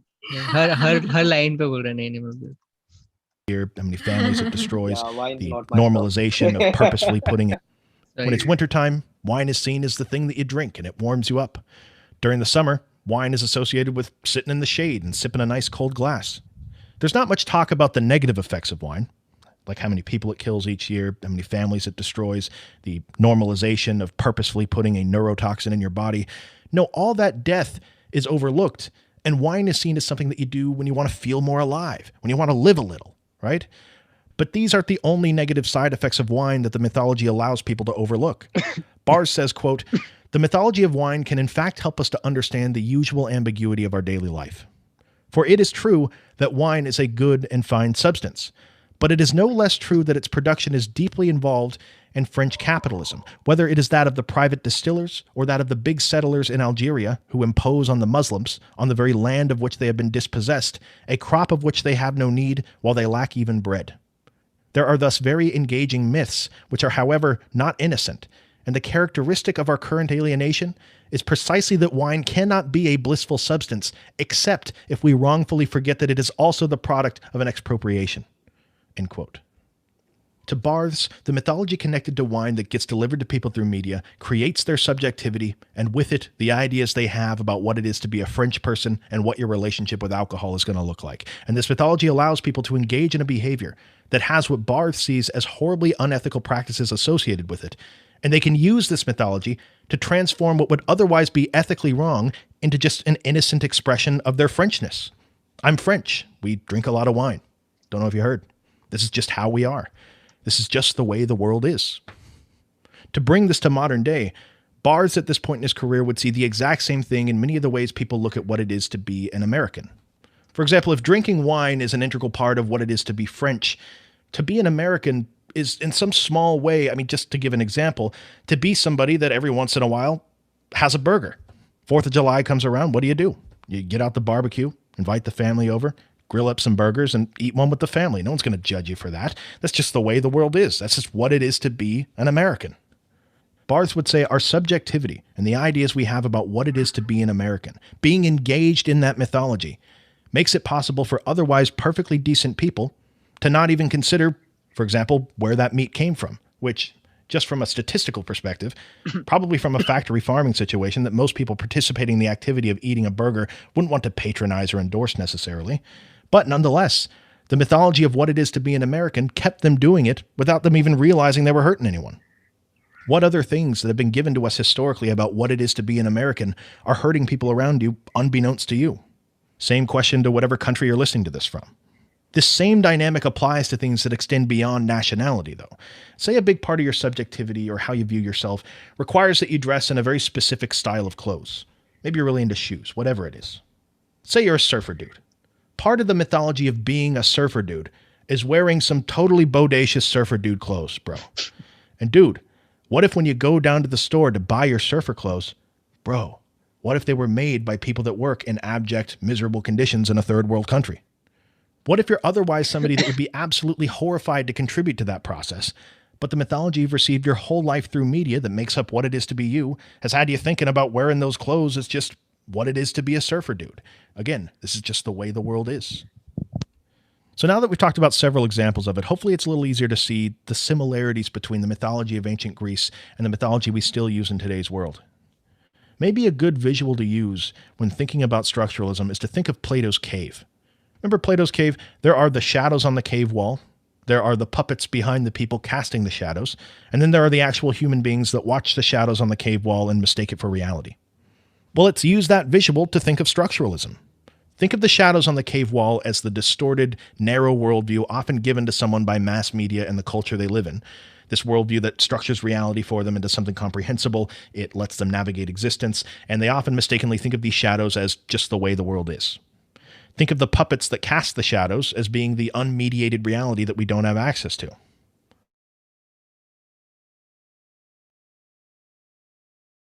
Often mistake as unmediated reality even possible. Well, to a structuralist, the answer is the structures that human beings use to derive meaning from that unmediated reality. The structure of language, the structure of economics, the structure of culture and all its parts. I'm going to pause here. Do you guys have anything to say about? I don't understand that last part about the cave. Yeah, I think he's referring to a story that I don't know about either. Yeah, but the idea of like, I think this is pretty much a session for me to just vent about how everybody just looks at me and says, "Tu Punjabi hai, tu aisa daru nahi peeta. Tu Punjabi, tu chicken nahi khata, haddi wala." No, same. I get the same thing. Kaisa? Yeah. I don't know Punjabi. Is this idea of like how we've kind of made things okay to be a certain, like again, like I think we just like थोड़े से North Indian तो ऐसा है, South Indian तो ऐसा ही होता है, North Indian तो ऐसा ही होता है. That idea has like also has a certain amount of like there are a certain set of things that we have in mind where we where like Indians are allowed to be dirty, for not unhygienic, for example, because that's okay. Like when you look at somebody spit on the road, you don't feel like this is normal. It's okay because you're from Bombay, you do that, and even you can do it. And even if you do it, you're not going to be looked down upon as something that's terrible. It's going to be like that's just how the world is. That's Yeah. it's fine. You're from Bombay, but if you're in America and you do it, they're like, bro, ye galat kuch. So, Yeah. The this I don't know. stereotypes are generally true though, right? Like they derive, like it's wrong and all, but like it derives from some kind of a truth. Yeah, exactly. No, I'm saying that Hmm. like we also consider that to be normal, right? So because we consider it Hmm. to be normal, even though even if they're toxic or even if they're this is not, and it's not just about right now, right? We're talking about like this being a thing for since years, and it also being a part of how our history has been told to us. It involves a lot of these ideas that we think so many of the things that we look up to from our history, so many of the things that we've romanticized about, like about anything that you pick out every day, like there'll be the stories that have come out about like Mahatma Gandhi and about Michael Jackson and about all these people that we once looked upon, and this is only 50, 70 years ago.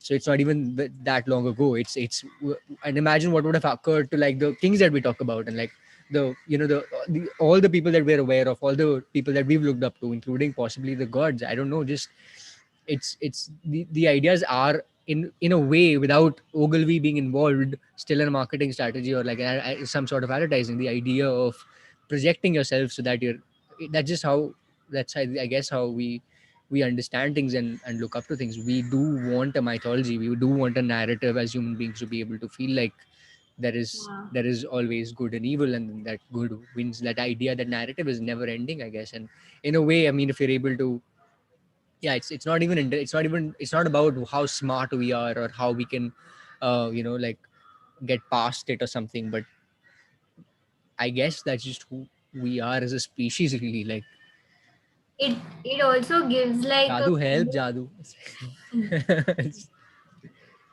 um also, sorry. it gives you some comfort now, like it's kind of comforting that when also a little bit when someone tells you that you are this, so these are the things that are associated with this. So then you start doing those things because it kind of gives you some kind of identity, right? Your Yeah, and other there's an amount of, yeah, Hmm. it is makes you feel comforted, yeah, yeah. and you feel pride. And yeah, I think this same conversation really goes down to the, we were referring to the classism thing, casteism and classism thing over here, and we were talking about how maids are treated a certain way. We were talking about how it is, a maid will eat in a different plate and will sit on the not on the sofa and on the floor, or like and how they will be treated, and how people perceive that idea, and how we consider that quite okay in the country overall.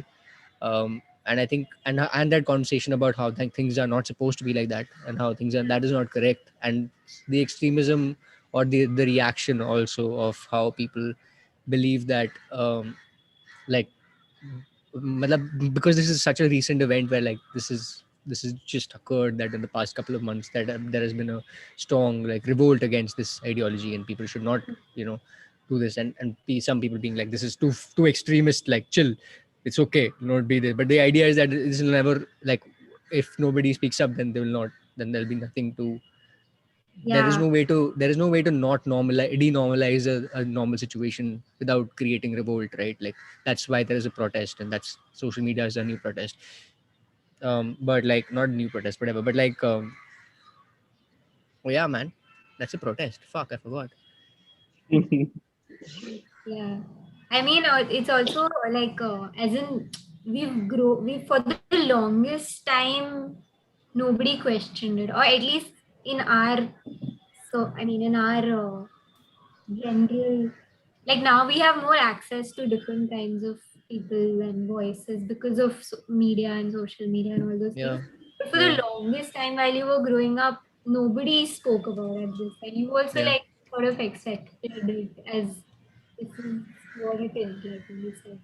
yeah, exactly, yeah, because yeah, you just learn through your environment, and you believe that these are the norms that are okay, and these are the norms that are okay, even though they, yeah, like, I mean, I'm thinking about history in the way of like Mahatma Gandhi doing the his Dandi march, and it being literally pretty much very similar to what social media Me Too campaigns or like other campaigns, like when we're talking about having conversations about, like trans conversations, LGBTQ conversations, like Dalit conversations, like government, like every revolt that we're talking about over here is essentially that it's just enabled to like higher quantity, and it feels like there is so much of it happening that it cannot be written down on a piece of paper and said that अब ये campaign, like ये मतलब कोई भूखा मरा नहीं अभी तक, तो इसलिए शायद पता नहीं मतलब जो भी like जब भी किसी को ऐसे गोली से मार देंगे तो शायद फिर वो कैंपेन हिट हो जाएगा.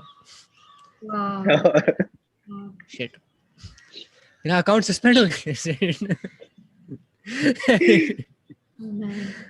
Oh, man. But yeah, man. Cool. I'm just gonna get to the second half, last bit. A structural anthropologist by the name of Claude Lévi-Strauss, he would say that it's absolutely fitting in this example that human beings are the only things in between unmediated reality and their worldviews on the cave wall. See, to Lévi-Strauss, human culture, human behavior, your personal views on how you fit into all this is really just a reflection of the underlying structures of the human mind and the way that it interfaces with reality. And these structures of the human mind are ultimately what is dictating everything about the way we arrive at these worldviews. And when Lévi-Strauss starts to study these structures within culture, what he notices is the way that the human mind seems to make sense of everything is by thinking of things in the world in terms of dichotomies. Some structuralists will call these dichotomies nebular oppositions, but by far the most common term used to describe these is that the human mind makes sense of reality in terms of binary oppositions. Some very simple examples of these binary oppositions are things like up versus down, left versus right, in versus out, on versus off. Thousands of binary oppositions that are the way the human mind makes sense of and structures the meaning of this reality that we're in. Remember when we talked about the structure of language and how Saussure thought that words only have meaning in terms of their relationship to the other words within a given language? The example we used was that the word cow only has meaning insofar as it is not the word cat or dog or horse. Well, a similar sort of pattern starts to emerge for Claude Lévi-Strauss when he looks at the structure of culture. When we look at one of these binary oppositions in particular, say up versus down, the only way the concept of up has any meaning to us is in the relationship between up and its binary opposite, down. That's where the meaning lies. It's in the relationship between the terms in these binary oppositions. Now, as you can imagine, not every binary opposition is as basic as up versus down, because as humans continue to create a given culture, and they set up more and more of these binary parameters that allow for societies to function well together, as we do that, these binary oppositions start to get a little more abstract as they're used to make sense of more abstract things. For example, clean versus dirty, like the mythology embedded into the way we look at soap. Just versus unjust, like the way we look at our society that things like professional wrestling and its mythology affect. Now, these examples start to seem a little more complicated than something like up versus down. There's a sense in which there's probably more conversation that needs to be had about whether things are clean versus dirty than by just looking at it strictly in binary terms. For example, let's say you just got done cleaning your kitchen table. You just got done wiping it down. And 2 seconds later, the first microscopic skin cell flakes off of your arm and hits the table, or the first speck of dust gets on the table. Is that table no longer clean? For my the mother, yes, for sure. But also,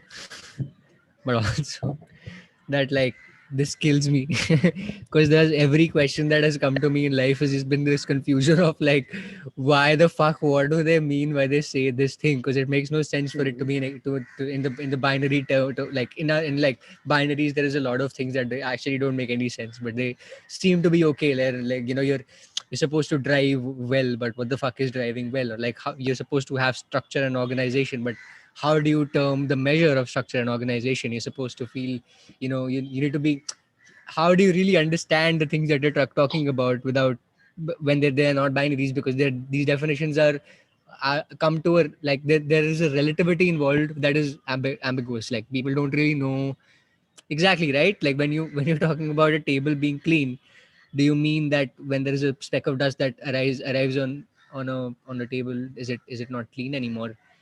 Technically it isn't if you look at it as a binary, but how do you tell who says that it is clean enough for, you know I mean, Wow. yeah. I mean, a couple of Like, friends that of mine would say that उस पे like उसके 15 साल बाद भी वो clean ही है, क्योंकि वो उस पे जितने चिप्स के पैकेट गिरे हैं, जितना कोक गिरा है, उसके बाद भी वो क्लीन है, मगर who knows. टीवीएफ को कभी देख लो, मतलब हॉस्टल में जो हो रहा है काम हमारे हॉस्टल में अभी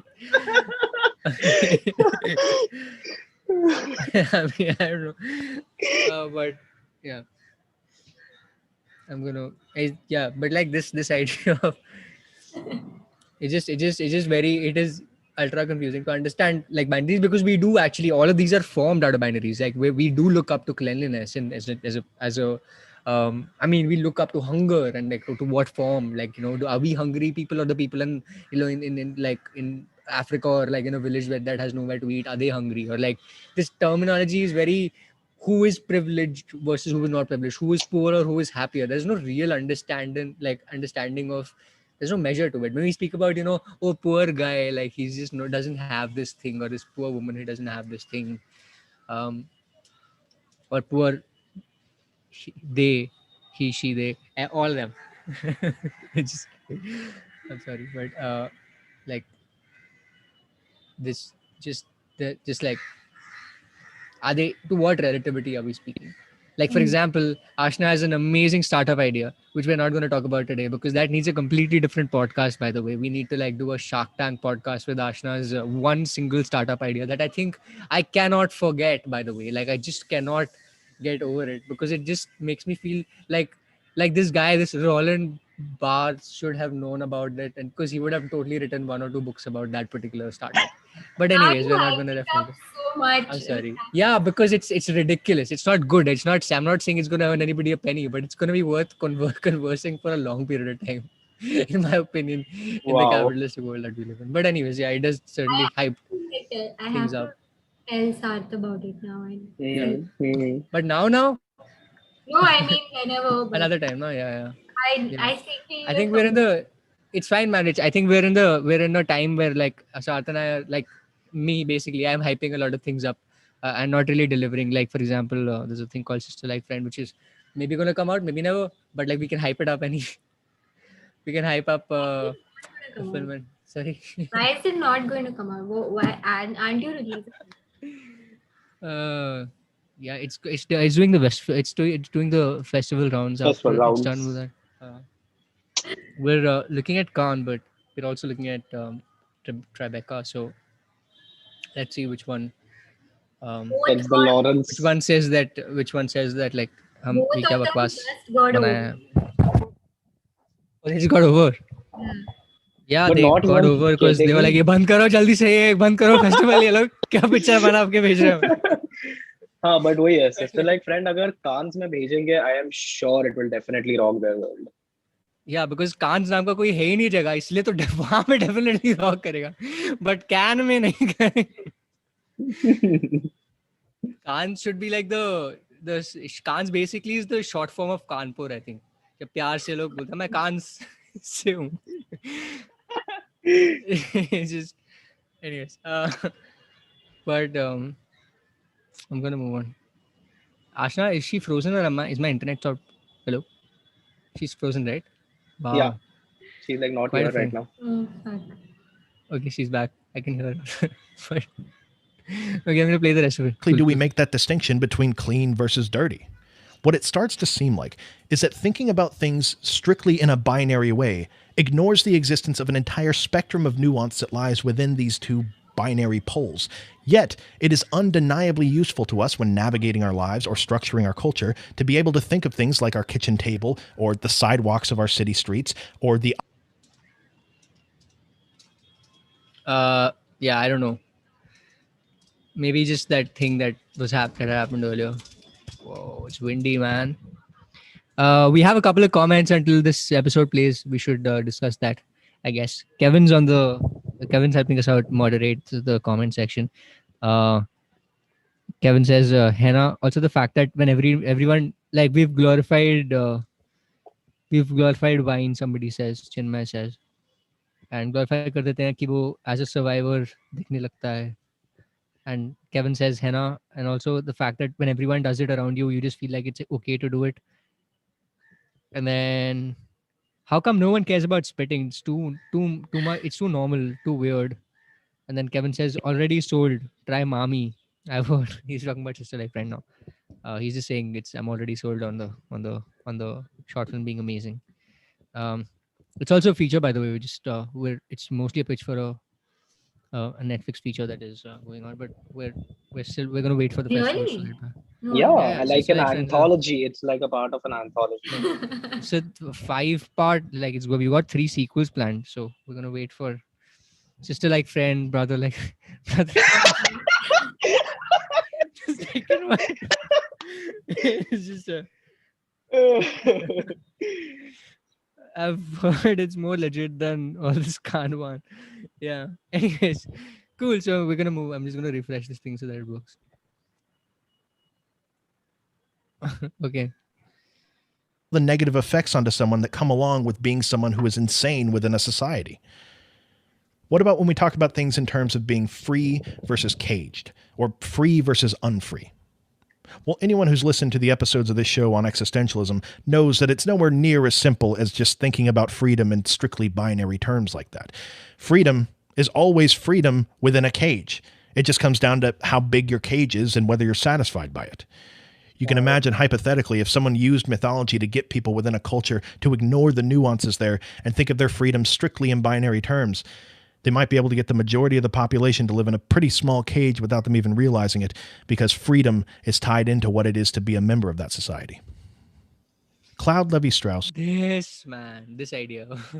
Damn. Because we do actually, like, we are all like, I mean, there is a certain box that we think is freedom. There is a certain idea that we have of freedom, and if we are close to that idea, we do believe that we're free, but we're not. We're just conforming to a new set of beliefs, and I mean, not necessarily the most optimistic way of looking at life, but it is still, like, I think it's got a perspective of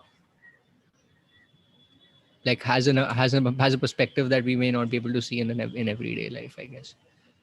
Yeah. But yeah.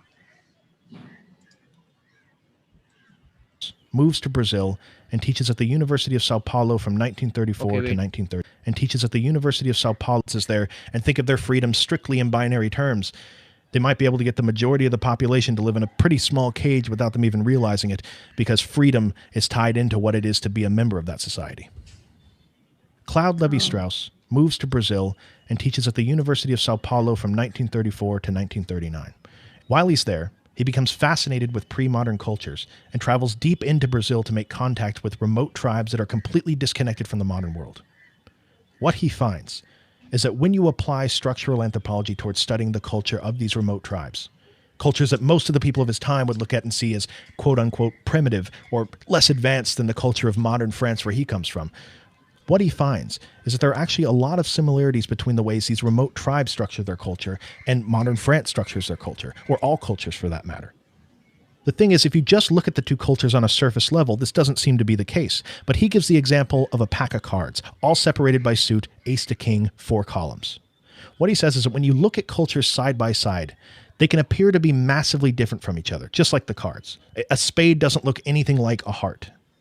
But when you pay attention to the structures of the culture, you can see the same fingerprints left behind by the way the human mind interfaces with reality, no matter what part of the world you're from. You can see the ace of hearts align with the ace of clubs. You can see the 7 of spades align with the 7 of diamonds.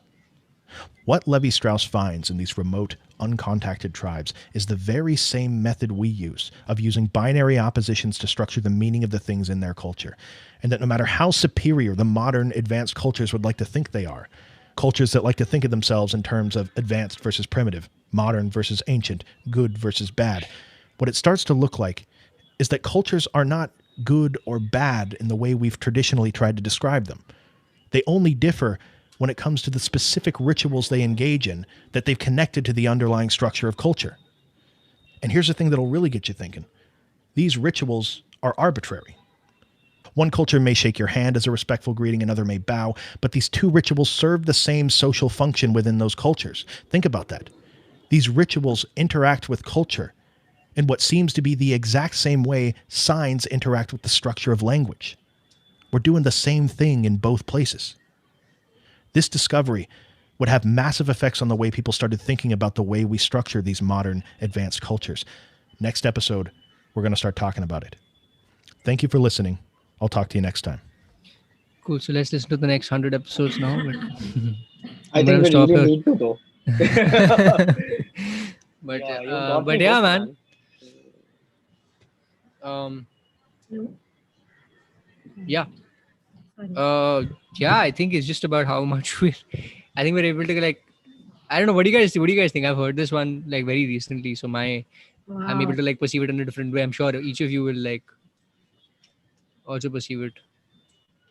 What do you guys think? I mean, there's a lot to think about. I feel like it makes you notice a lot of things.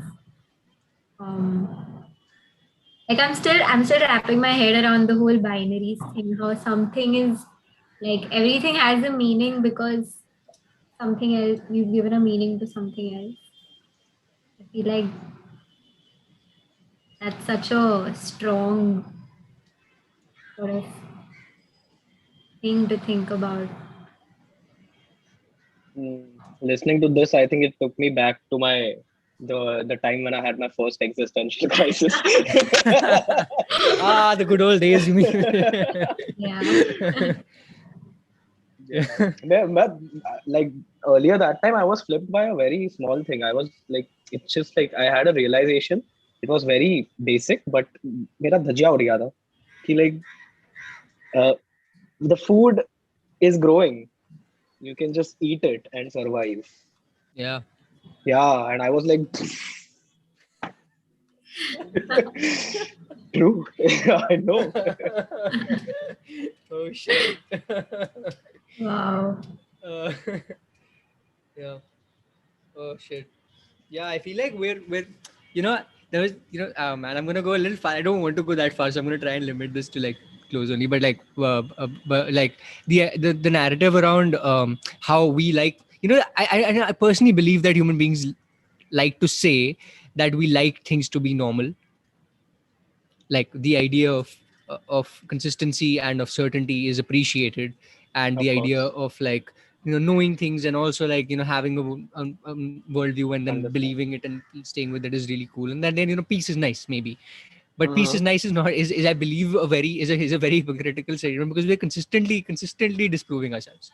We're consistently proving ourselves wrong. We're just consistently saying that we're looking for something to break us and everybody around us at all times. Like we're looking for Arjun Reddy to come in and say that we wouldn't want like that conversation, not Arjun Reddy the film, but like the idea of like how there was so much conversation, but where there was a change that was occurring between, again, why there is a depth in this conversation which I don't want to get into is patriarchy, like specifically going into the ideas of how like a patriarchal society, like the ideas of toxic patriarchy have come into the forefront, and then we're trying as a society to move beyond that and like to move further from it to wherever we want to move into, and feminism came into the picture, etc. So the idea of like of how when there was a conversation that occurred where there were women included and men included who were very strongly holding on to like the idea that Arjun Reddy or whatever that movie's name was. What was the name of the movie? Yeah, Arjun Reddy. Reddy, right? I mean, There was and a then the Hindi version was yeah Kabir Singh. Kabir Singh, yeah, whatever. Ah, Came see, into we the have picture. blocked it out of our minds so much. Yeah. But when those came into the picture, we were speaking about how it's weird that certain people still believe that this is fine.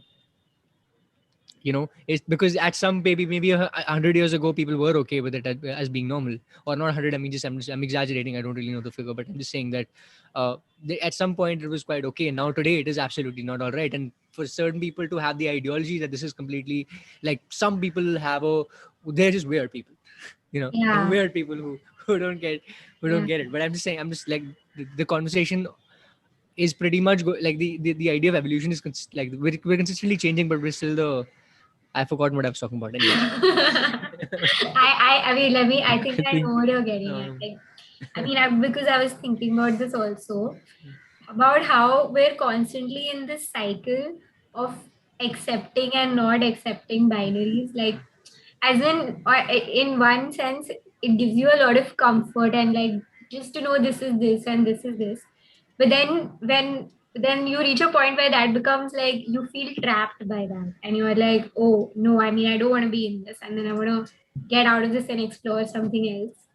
And then you go out there, and then you're like, there's too much to know and find out about, and then you sort of want to go back to the basics. It's kind of like, how this whole like, if you just think about how, like, after the pandemic, or even like today, the general sort of thing about how so many people, so many like bandra hipsters, I mean, not in a bad way, but everybody wants to go to the mountains, or go and start farming again. And even I want to go like to some mountain and start living there. But that's where we came from. My ancestors came, who were farming, were like, they came to this city to be like, we want a better life. And then Sapno everybody ka kept shahar. looking for a better life and a better life. And then now for me, what they were doing is a better life. Is this cycle of like what different binaries are. I don't know. I'm just laughing. But yeah, like how we are constantly like moving away from the thing that we had previously accepted. It's like, I mean, it seems to be circular to me. Yeah, absolutely. Yeah. Yeah. Yeah, but I think, and like again, I mean, I really feel like we this society thing also that we spoke about, right? Like we believe that one is way better than the others in one form or another. And I'm not talking about we mean like everybody. The other person believes that they are better than the others. It's always the idea of like how we have cultural differences in general. We believe that our society might be different from, or maybe we look up to another society. Maybe we believe that the other society is better than ours. But the idea is that every time, like eventually, oh man, this is such a ridiculous way to put it, because this guy literally needs to 1 hour to actually like put this into context, because otherwise I'm gonna just start off this like if I had to do this podcast, I would just start off by saying, guys, we are one. And okay, I hope you guys get it.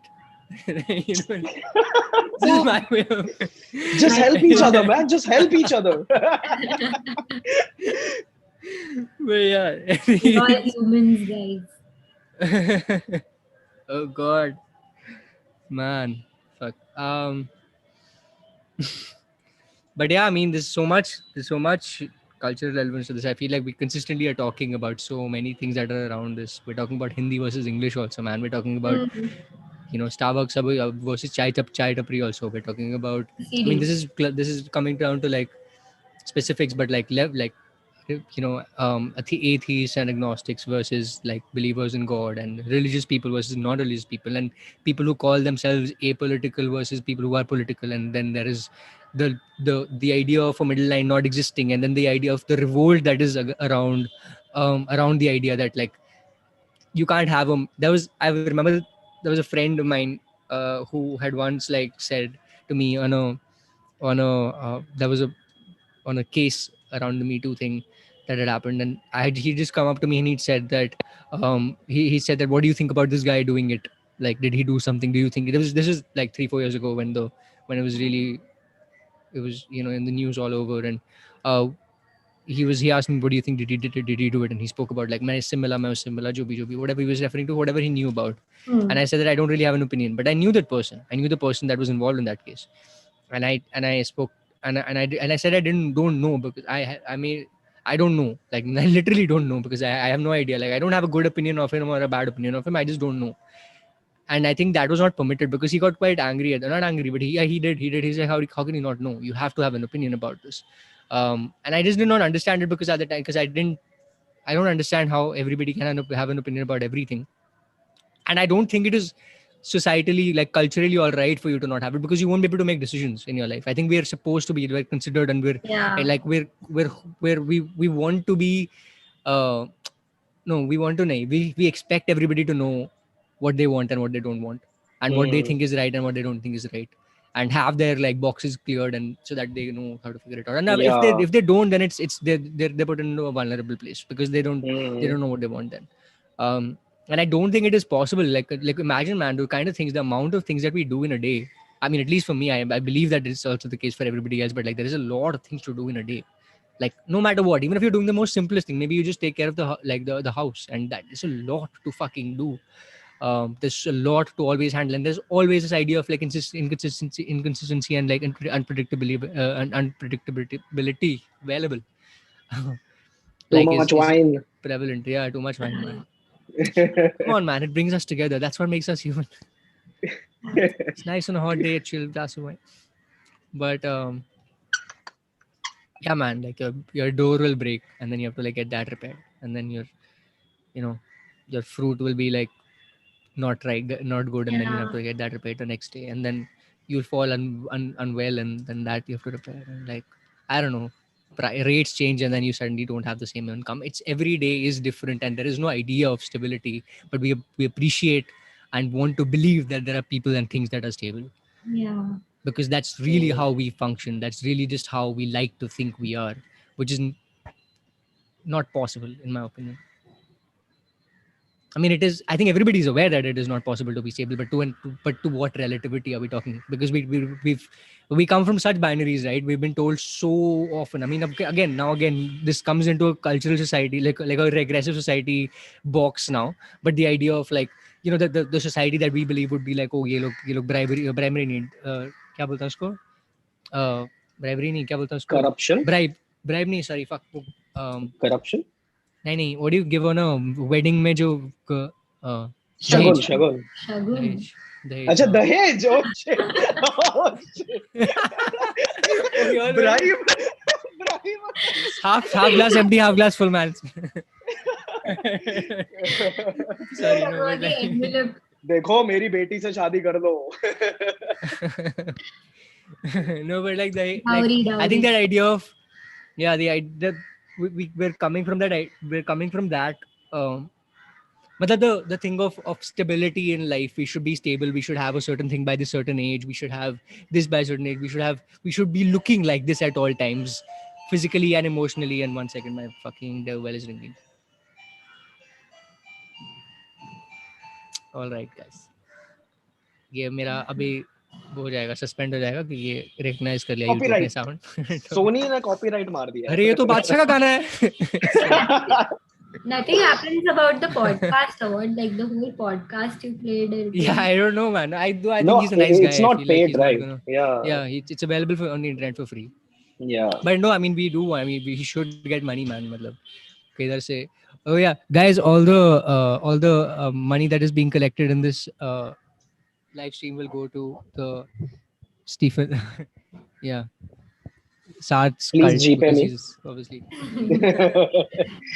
Yeah. I think I was speaking to Meenal about this. I was telling her a friend of mine just that ये होने वाला है. मैं friend of mine क्यों बोल रहा हूँ? You both know Meenal, but yeah, like that we're doing this thing, and when I told her about we're doing a listening session around this, what topic it is, etc. And I looked at her face while she heard what this is, and I eventually was like, I realized what she's thinking, and I just went, I'll let you know when it turns into a cult. That's how I get to. I'll let you know by the time it's done doing that. When we're at that stage, I'll let you know. Then you can like. Yeah. Then you can protest against us. Yes, Sila. I'll have something to pitch. Yeah, twice. Yeah. All right. I don't know what. I mean, this live stream is going to be available for a couple of days at least on YouTube, and it's cool that I think we're able to do this. I don't know what you guys thought, but I think I'm glad, because I did want to actually just put this out there and share it with the people that I care about, and see if there is discussion that can be formed. And yeah, man, I mean, I think we would have done this otherwise over a cup, over a drink or something, and then or like just for sat sure. around and on a vain obscure sort of day and spoken about this. But this is the best we can do in Yeah, I think it was great. It was like a really cool learning thing. Awesome. Okay. Yeah. Thanks to Stephen King. नहीं था ना वो, दूसरा था, दूसरा वाला है ना, Steve West. Stephen West. And yeah, I think if anybody wants more of this, then like, comments, share, subscribe, and Did comment to us and CP, share. eh? Whoa, Like, dude. comment, share. Things have changed here. I don't know what I'm saying. Anyways, I have no idea what I'm saying anymore. But yeah, okay. Thanks for doing this. I'm going to end the live stream. I don't know how to end the live. Can somebody tell me how to? Oh yeah, there's a button for it. Thanks for joining, and I hope God is with you and sab changa si. Sab changasi. Oh, my account is suspended again. Jesus. Wow, I can't tell any